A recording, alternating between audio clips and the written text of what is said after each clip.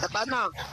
Tingnan natin kung paano niya ito i-clutch. Sabi niya kahit 10 pa yung mga kalaban.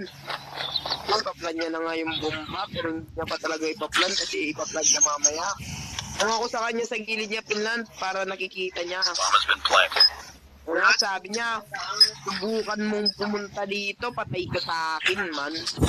Oo. Kagi ah. Ayan yan.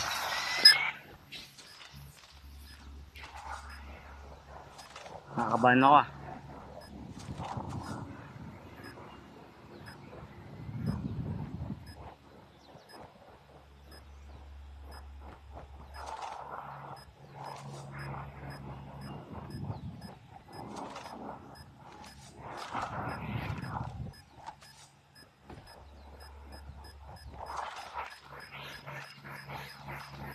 Okay na, panalo na to.